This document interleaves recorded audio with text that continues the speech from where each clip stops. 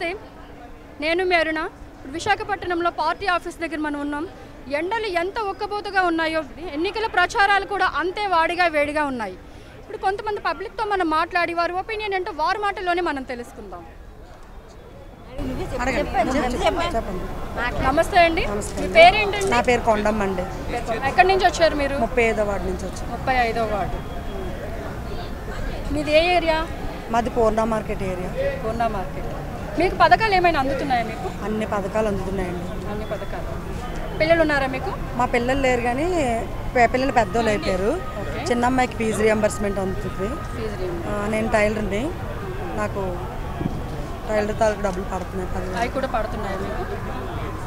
ఏ నాయకుడు వస్తే జరగబోయే ఎన్నికల తర్వాత ఏ నాయకుడు వస్తే బాగుండని మీరు? ఇందులో సందేహమే లేదు, జగన్మోహన్ రెడ్డి గారు. కోహునూరు వజ్రం, మళ్ళీ అతనే సీఎం, తిరుగులేదు. చాలా మంది చాలా పోటాపోటీగా ఉంది, కొంచెం టఫ్ సిచ్యువేషన్ అని చెప్పేసి. ఏం లేదండి, అంతా పైపే మాటలు. ప్రతి ఒక్కరి మనసులో జగన్మోహన్ రెడ్డి గారు ఉన్నారు. నిన్న మీకు తెలుసో తెలీదో, మీరు వచ్చారా లేదో తెలియదు కానీ ఎంత మధ్యాహ్నం 2 గంటల నుండి రాత్రి 7 వరకు నించున్నాం. ఆయన ఒక్కసారి చూస్తే చాలని, ఒక్కసారి చూస్తే చాలని.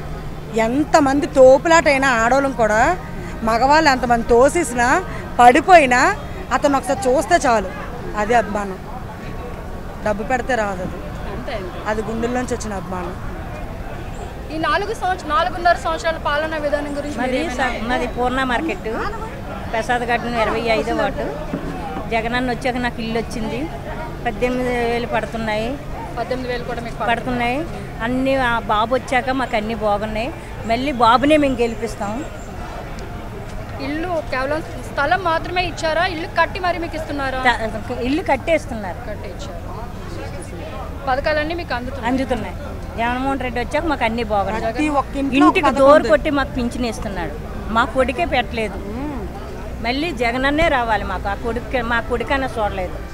జగన్మోహన్ రెడ్డిని గెలిపిస్తాం, సాధిస్తాం. మేము అందరం చెంపర్ మెజార్టీలో సాధిస్తాం. పూర్ణ మార్కెట్, ప్రసాద్ గార్డెన్. నా పేరు వైరవనమ్మ. రేషన్ వస్తుంది కదా ఇప్పుడు, వ్యాన్తో తెచ్చిస్తున్నారు కదా, ఈ విధంగా బాగుందా?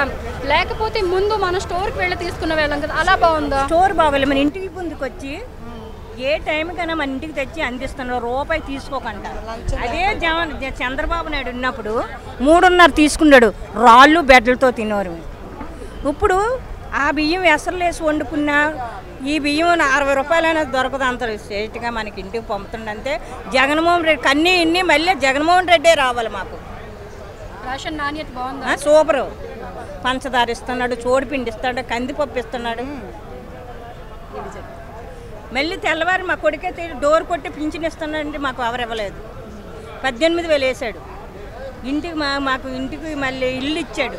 ఇన్ని ప్రభుత్వాలు వచ్చి మాకు కాంగ్రెస్ ప్రభుత్వం ఉన్నా సరే మాకు రూపాయి తెరలేదు. ఈ 5 సంవత్సరాలు కరోనాలోనే మాకు చాలా గేట్గా చూశారు. మళ్ళీ రావాలి కానీ మళ్ళీ జగన్మోహన్ రెడ్డే మాకు కావాలి.